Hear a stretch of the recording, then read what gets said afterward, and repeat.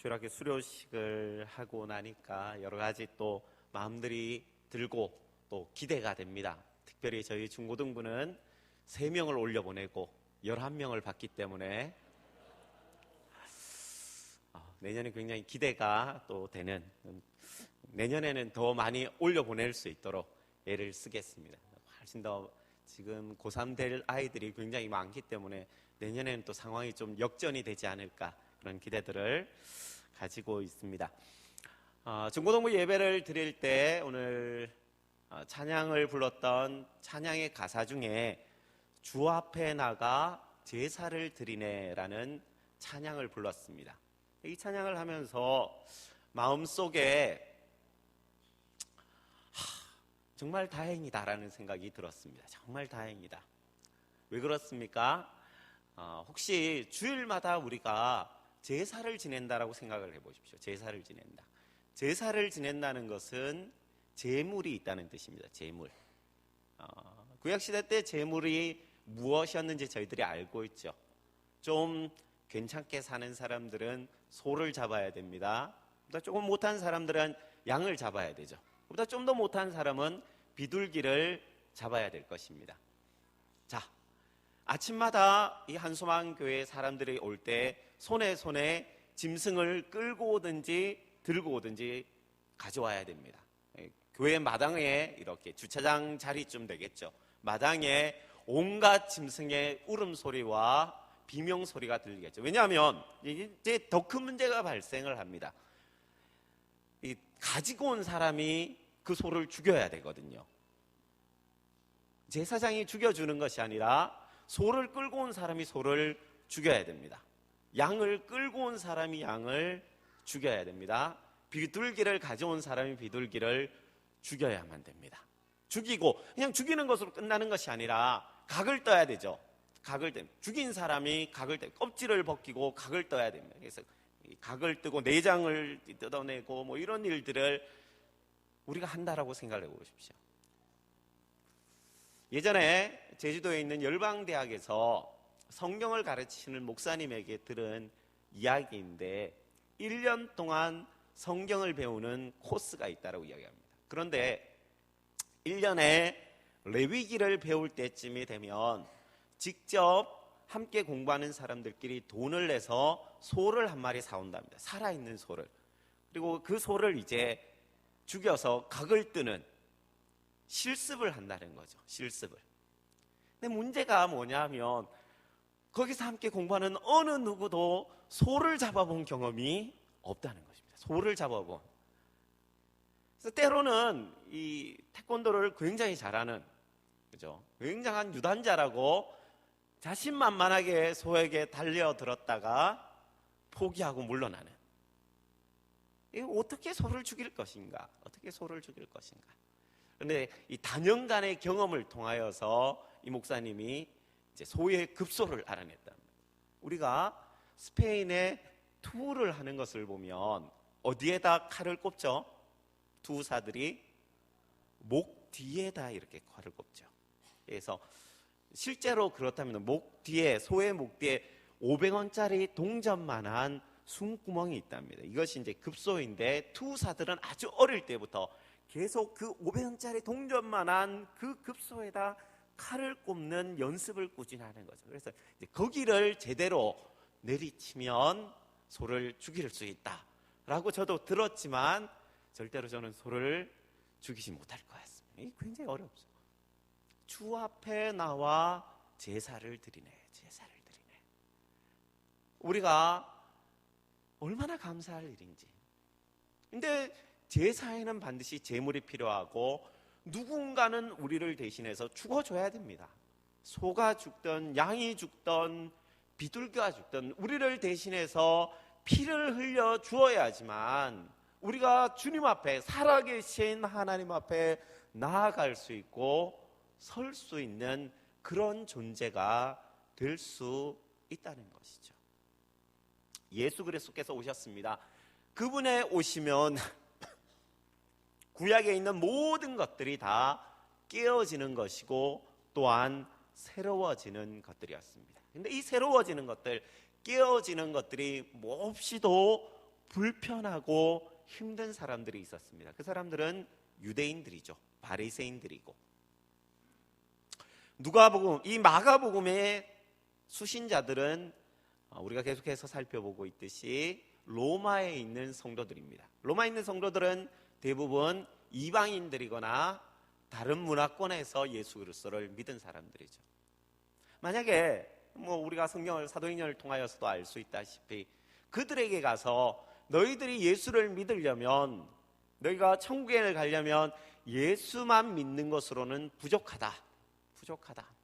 할례도 받아야 되고, 오늘 성경에서 나오는 것 같이 금식도 해야 되고, 혹은 안식일도 철저하게 우리가 정한 규정에 따라서, 우리가 정한 규칙에 따라서 안식일을 반드시 지켜야만 된다라고 이야기를 한다면 마음에 굉장한 부담이 되었을 것입니다. 굉장한 부담이. 로마라는 사회 가운데서 살면서 내가 어떻게 이 유대인의 관습에 따라서 다 금식을 할 수 있을까? 혹은 안식일을 그들이 정한 규칙대로 어떻게 다 지킬 수 있을까? 부담이 되겠죠. 마가는 이 마가복음을 쓰면서 아니라고 이야기합니다. 예수 그리스도께서 오심은 마치 새 포도주는 새 부대에 넣는 것 같이 우리를 둘러싸고 있는 그 모든 종교적인 관습들과 우리를 얽매고 있는 율법적인 그릇된 그 모든 악습으로부터 우리를 자유케 하여 주시는 것이다. 그것의 참 의미를 알면 너희들이 지금 행하고 있는 그것들이 옳지 않음을 깨닫게 될 것이다. 우리에게 이렇게 가르쳐주고 있다는 것입니다. 예수 그리스도께서 이 땅에 오심은 우리로 하여금 새로운 옷을 입게 하시고 새로운 포도주를 새 부대에 넣는 것 같은 새로움을 허락하여 주심이라는 것입니다.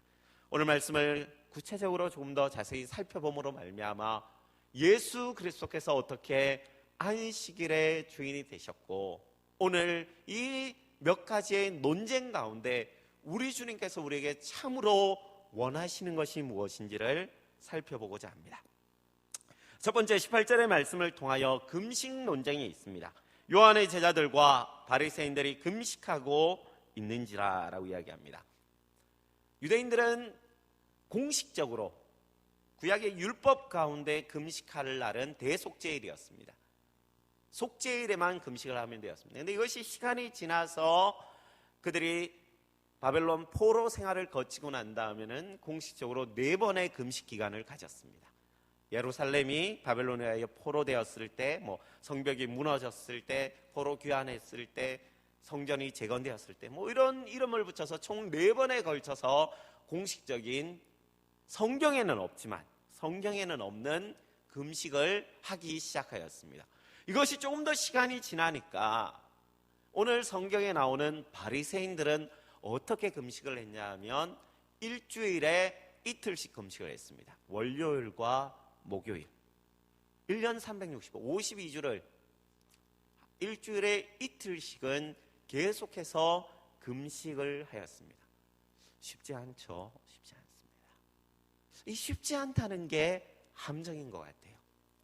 어떤 사람에게 이것이 쉽지 않습니다. 그런데 그것을 하는 사람이 있습니다. 그러면 어떻게 되죠? 하고 있는 사람이 하지 못하는 사람들을 신앙적으로 아래로 보기 시작합니다. 우리가 더 경건하다. 우리가 더 거룩하다. 봐라, 너희는 금식하지 못하지? 우리는 금식하는 사람들이다. 그리고 오늘 성경에 나오는 것 같이 금식하지 않는 예수님과 예수님의 제자들을 비난하기 시작한다는 것입니다. 비난하기 시작합니다. 너희는 왜 금식하지 않느냐? 요한의 제자들도 금식하고 우리 바리새인들도 금식하는데 왜 너희들은 금식하지 않느냐? 너희는 경건하지 못한 자가 아니냐? 너희는 우리보다 신앙적으로 열등한 자가 아니냐라고 그들을 향하여 질문하기 시작하였다는 것입니다. 그런데 우리가 금식에 대해서 다시 한번 생각할 필요가 있는 것 같습니다. 예수님의 제자들과 그 위에 생겨날 교회들이 금식할 것을 이미 아시고 계셨습니다. 교회는 금식을 합니다. 성도들도 금식을 하죠. 어떨 때 금식을 하죠? 금식을 안 하시나요? 잘 안 해봐서 잘 모르시나요?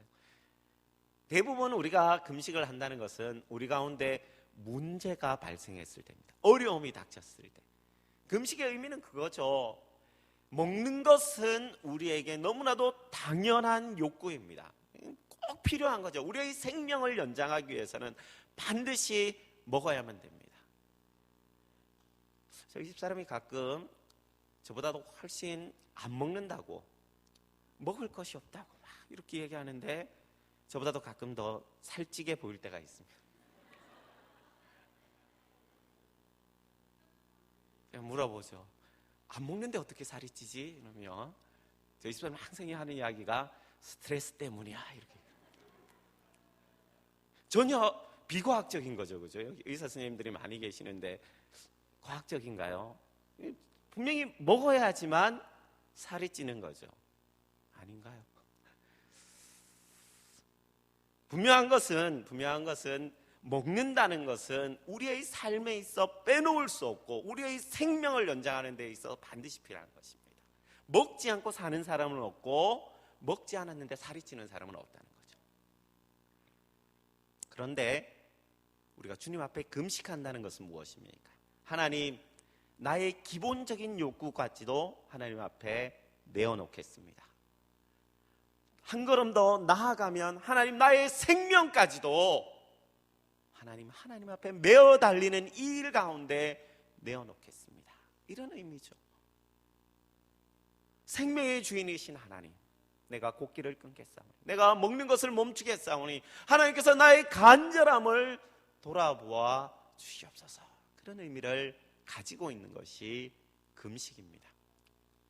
그런데 주님께서 오늘 본문을 통하여서 지금은 금식할 때가 아니다, 금식을 하지 말라가 아니라 지금은 금식할 때가 아니다라고 이야기하셨습니다. 왜 그렇습니까? 오늘 본문 19절과 20절 말씀을 보면 예수께서 그들에게 이르시되 혼인집 손님들이 신랑과 함께 있을 때 금식할 수 있느냐? 신랑과 함께 있을 동안에는 금식할 수 없느니라. 신랑이 누구죠? 예수 그리스도십니다. 예수 그리스도. 너희가 왜 금식하느냐? 너희가 슬픈 일이 있고 힘든 일이 있고 어려운 일이 있고 괴로움이 있기 때문에 금식하는 것이 아니냐? 필연코 너희가 언젠가는 그러한 날이 너희 가운데 임하게 될 것이고 그때는 너희가 금식하며 살아계신 하나님께 기도할 필요가 있다는 것입니다. 하지만 지금은 아니라는 거죠. 지금은. 왜냐하면 우리의 참 신랑 되시는, 참 기쁨이 되시는, 참 힘이 되시는, 참 위로가 되시는 예수 그리스도께서 우리 가운데 계시기 때문에, 우리와 함께 계시기 때문에 우리는 금식할 필요가 없다는 것입니다. 예수님의 제자들은 그러하기 때문에 금식하지 않으셨습니다. 우리에게도 동일한 것 같아요. 우리의 삶 가운데서 때로는 금식할 필요가 있습니다. 하지만 우리의 삶에 있어 전체적으로, 우리의 삶을 전체적으로 우리가 조망하여 본다면 우리의 삶은 신랑과 함께하는 혼인잔치와 같은 삶이라는 것입니다. 우리의 모든 필요를 채워주시고 우리의 참 기쁨의 근원이 되시는 그분이 함께 하시기 때문에 우리는 아주 슬퍼하거나 아주 애통하거나 아주 낭망하거나 아주 포기할 필요는 없다는 것입니다. 우리 주님께서 이 금식 문제로 비난하고 있는 바리새인과 요한의 제자들을 향하여서 내가 누구냐? 늘 예수님께서 던지시는 질문은 이것입니다. 너희가 내가 누군 줄 아느냐? 너희가 내가 누군 줄 알았으면 왜 금식하지 않느냐고 질문하지 않았을 것이다. 내가 누군 줄 아느냐? 내가 신랑인 줄 아느냐? 내가 신랑으로 너희 가운데 있는 것을 아느냐? 지금 함께 있는 이 3년의 공생의 기간이 마치 천국 잔치와 같은, 우리가 기뻐하고 즐거워하고 함께 노래 불러야 할 그 영광의 시간임을 너희가 알고 있다면 이 금식의 문제를 가지고 너희가 나에게 나아오지 않았을 것이다. 이렇게 이야기하고 있다는 것입니다. 오늘 두 번째로 이야기하고 있는 것은 바로 안식일의 문제입니다. 우리 23절과 24절 같이 한번 읽어볼까요? 23절과 24절입니다. 시작.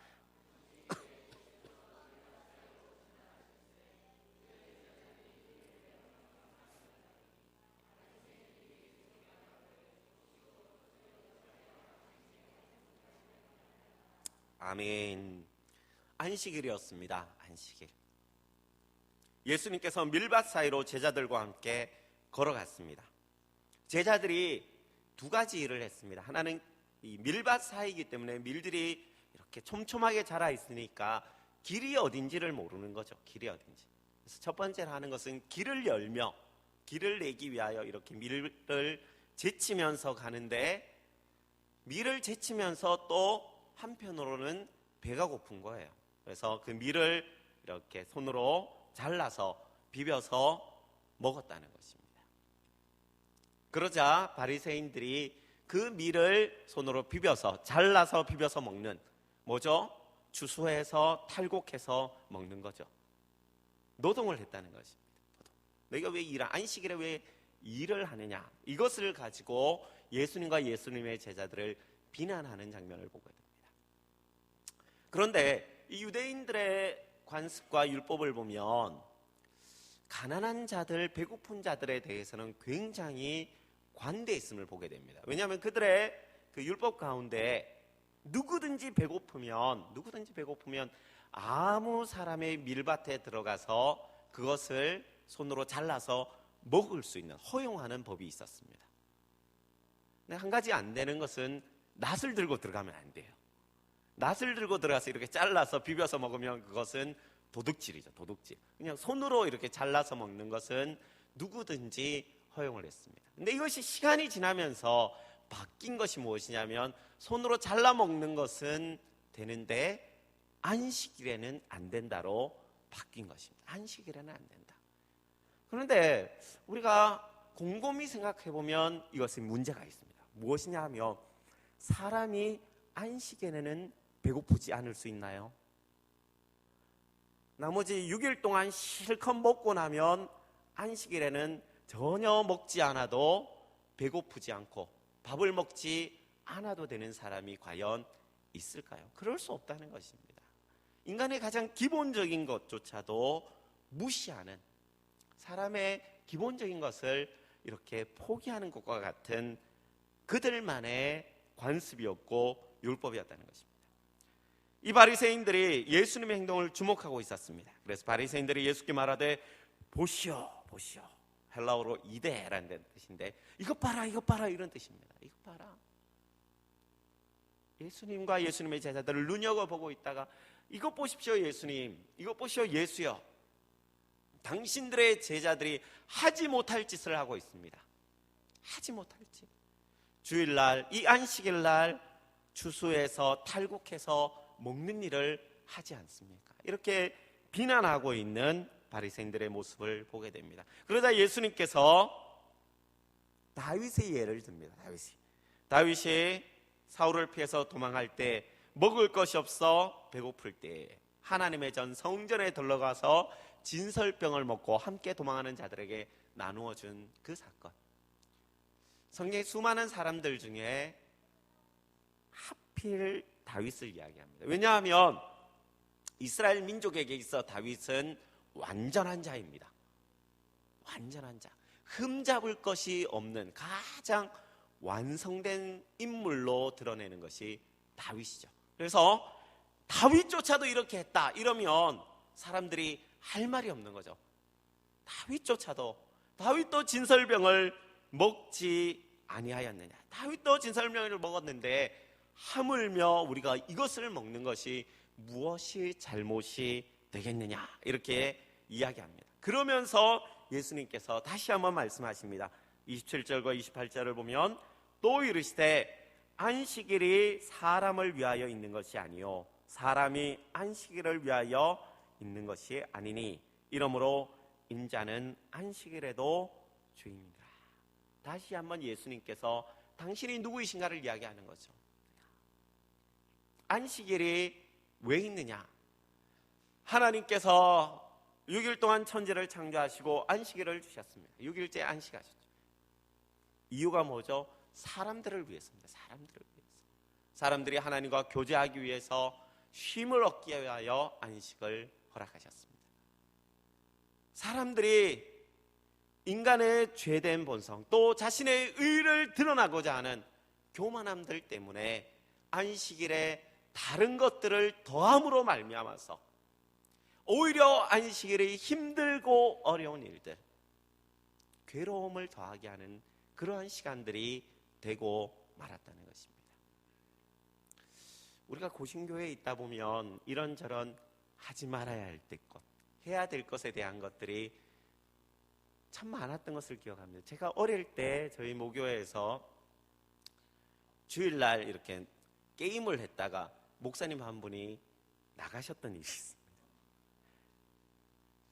한 30년 전쯤만 해도 아마 보수적인 고신교회에서는 교회 안에 드럼이 들어온 지가 얼마 되지 않았죠. 전자기계들로 우리가 하나님 앞에 찬양, 가스펠송을 예배 시간에 부른다, 이런 것들, 찬송가를 불러야지 어떻게 복음성가를 부르느냐, 찬양을 해야지. 그 외에도 수많은 것들. 옥하는 목사님이 야사에서는 연애 편지를 쓰다가 신학교에서 나가셨다, 뭐 그런 이야기들도 있더라고요. 우리에게 우리의 삶을 억누르고 우리가 하나님 앞에 나아가 참된 안식과 자유와 기쁨과 하나님 주시는 참된 평안을 누리지 못하게 하는 것들이 얼마나 많이 있는지.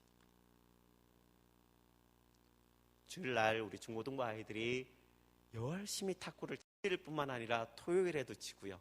몇몇 아이들은 이제 방학을 해서 거의 일주일 내에 와서 탁구를 치는 아이들이 종종 있습니다. 거의 매일 얼굴을 봅니다. 혹시나 주일날 이렇게 열심히 탁구 치는 게 맞는가, 이런 마음이 드시는 분이 있으시면 좀 마음에 허락해 주시면 좋을 것 같습니다. 제가 한소영교회 온 지 이제 한 넉 달 정도 되는 것 같은데요. 저희 중고등부에서 제일 전도를 많이 하는 존재는 탁구대인 것 같아요. 탁구대가 전도를 하는 게 아닌가. 이것 때문에 아이들이 꾸준히 와서 등록을 하고 또 탁구를 서로 가르치면서 아이들의 숫자들이 계속 늘어나는 것을 봅니다. 우리에게 있어 본질이 무엇인가? 우리에게 있어서 정말 본질이 무엇인가? 우리가 탁구를 즐기고 탁구를 가르치기 위하여 교회가 존재하는 것은 아니죠. 하지만 탁구를 통하여 아이들이 교회에 나오고, 교회에 나와서 하나님의 말씀을 듣고 찬양하고 예배하고, 예수 그리스도께서 안식일의 주인 되심을 우리가 알아갈 수 있다면 그것은 하나님께서 우리에게 허락하신 선한 도구가 될 것입니다. 우리 모두가 하나님 앞에 나아갈 수 있는 이런 선한 도구들을 더 많이 개발했으면 좋겠습니다. 우리의 마음이 열려지고 우리의 생각들이 열려져서 어떻게 하면 사람들에게 교회의 문턱이 높지 아니하고 교회의 문이 좁지 아니하고 우리는 모든 이들에게 열려있고 모든 사람들이 함께 들어와 기뻐하며 즐거워할 수 있는 그러한 공동체가 교회임을 우리가 알릴 수 있을까? 전할 수 있을까? 이것이 우리의 고민이고 이것이 우리의 늘 기도의 제목이 되어야 될 줄 믿습니다. 예수님께서 오셨습니다. 그분이 오심으로 말미암아 우리는 더 이상 소를 잡지 않아도 됩니다. 양을 잡지 않아도 됩니다. 우리는 더 이상 비둘기의 목을 비틀지 않아도 됩니다. 이것만 우리에게 기쁨의 소식이겠습니까?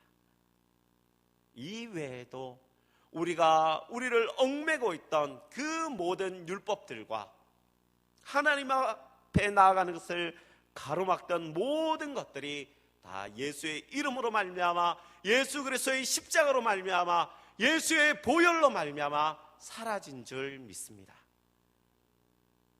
우리가 우리의 모습이나 우리가 가지고 있는 생각들로 말미암아 혹이나 다른 이들이 주님 앞에 나아가는 것을 가로막고 있다면 우리의 모습이 바로 이런 바리새인들의 모습들과 별반 다르지 않을 것입니다. 다시 한번 우리의 마음들, 우리의 생각들을 새롭게 함으로 우리의 모든 삶의 주인이 예수 그리스도이시고 우리의 모든 시간의 주인이 예수 그리스도이심을 바르게 증거할 수 있는 저와 여러분 되기를 간절히 소원합니다. 우리 시간에 같이 한번 기도하며 나아가겠습니다. 우리 기도할 때